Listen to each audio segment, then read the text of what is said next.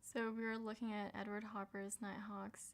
Hopper was very fascinated with this feel of the night, and he was concerned about emotional content in his art, even though he may not have intended that content to be deeply interpretable.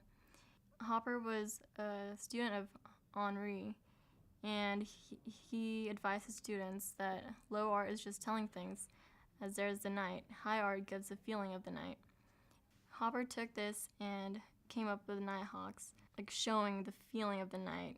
And this was set in 1942 during World War II. And we can see the faces on the subjects it's very kind of down and sad, and like the man on the left looks isolated from the rest of the people.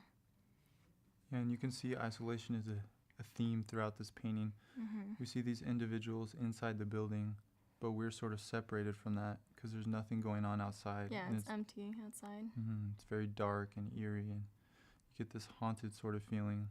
And inside, even with them kind of interacting with each other, they kind of seem like separated from each other, like they're not really like connected.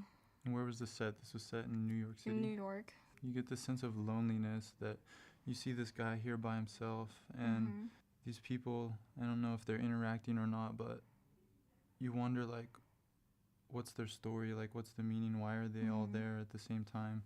Yeah, and this looks like really late at night, maybe when people get off work and they just, because people like work long hours and they just come to this like bar thing or like a cafe or a diner to like relax and like talk about their day. And I love how he uses the horizontal lines all throughout this painting. We see the buildings in the background and the red and the green, and contrasted with this building here, and we also see red inside the table. That could signify like passion maybe. And also the woman's dressed in red. And I think the horizontal lines like convey like a sense of standstill with time, like it kind of draws it out. It's really capturing a moment in time. We're looking at Ímpression Sunrise by Claude Monet. It's an amazing painting, one that uses lots of simple, loose brushstrokes and a heavy impasto, and even some pointillist techniques from the previous art movements. Yeah, it looks very unfinished with the impasto technique used in the bottom there. Like you can see like massive amounts of paint just like kind of dabbed in there and not really blended, and just like gives you like a feeling of the water and not really like showing it how it actually looks like. And that's one thing Monet really wanted to do. He was trying to emphasize the feeling of what it's like to see, rather than exactly what things have looked like in the past, like in the Romantic movement that preceded this. Yeah, it kind of just gave like an impression of what a scene looked like instead of actually portraying the scene like with detail. And he received a lot of criticism from this painting.